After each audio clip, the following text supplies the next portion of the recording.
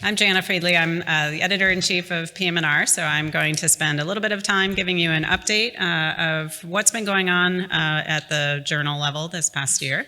I just want to start by thanking Kathy Mendelson, who's our managing editor with AAPM&R, who really is the engine, the glue, the everything for the journal. So we couldn't do anything without Kathy.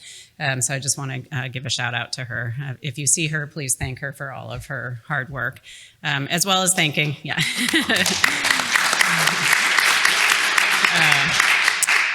And as well as thanking the entire editorial board and all of our peer reviewers and authors who all contribute to the success of the journal.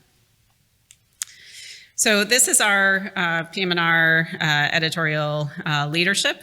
In the last year, since the last time that we presented, we have changed the structure of the editorial board to include deputy editors. And this year, Dr. Rich Wilson and Pradeep Suri have served as our deputy editors for the journal. And this has been really beneficial. It really helps with our review times and our day-to-day operations, and I think that has been incredibly helpful. And then we have a really skilled team of senior editors who are working with us as well. So we also, in addition to our senior editors, we also have a number of feature editors that I just want to highlight. We have our ethical legal feature. We have a statistical feature, point counterpoint, social media, and images as well. So again, a large team of people who are volunteering their time to help with the journal. So we really appreciate everyone's involvement. We also have a large team of associate editors who also volunteer their time. So again, just a huge thanks to everyone who has been participating. So highlights for this year. Our impact factor is stable. We went down just slightly from last year, 2.218, down from 2.298 last year. We are hopeful in the next year that we are going to see a significant increase in our impact factor with some of the publications that we have published over the last couple of years. And in part due to the past collaborative consensus guidance statements, which have been extraordinarily impactful, I think, not only in terms of citations, but also in terms of downloads as well. And then one of my personal endeavors over the last couple of years has really been to keep an eye on diversity and inclusion, make sure that our editorial board continues to be diverse and inclusive. And with that, have started a mentorship program where I'm bringing on residents, trainees, junior faculty who may not have as much experience with editing and being part of a journal, and bringing them on board and really providing them with some mentorship and education to help develop their careers as editors. So that's something that we've been working on. And then this past year, we had 3 really great special issues. In February, we had a critical care rehabilitation in the time of COVID that was very popular and again impactful, led by Dr. Bunnell and Dr. DiTomaso. In May, we had in partnership with AMSSM, we did a sports medicine theme issue that was led by Dr. Tenforty and Dr. Daphne Scott.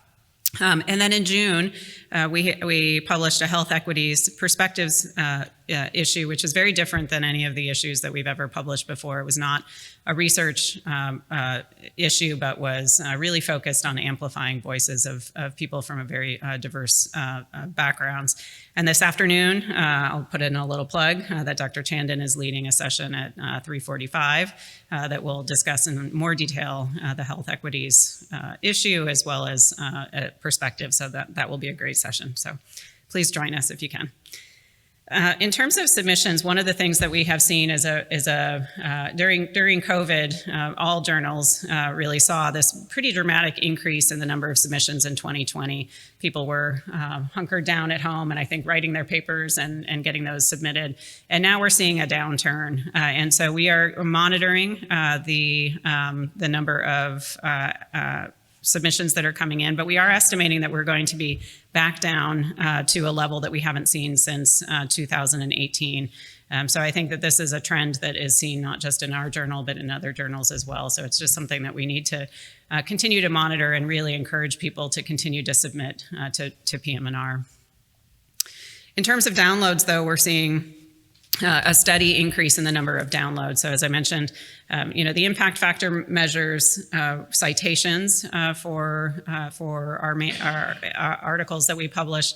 Another important metric of success and impact is the number of downloads, and we're certainly seeing a significant increase in the number of downloads over the last few years, which is great to see. In terms of which articles are being most downloaded, I thought I would share this table of our top 10 downloaded articles overall. And you can see by far and away our most highly downloaded manuscript to date in PM&R is the first of the past collaborative consensus guidance statements on fatigue. So again, really nice to see that. We also have seen a number of other manuscripts that are related to COVID that have really been the ones that have been most highly downloaded. And then some of the ones from our special issues have also risen to the top. So again, showing that these things are of high value and interest to our readers. This is another table with just the most downloaded articles in 2022 as well.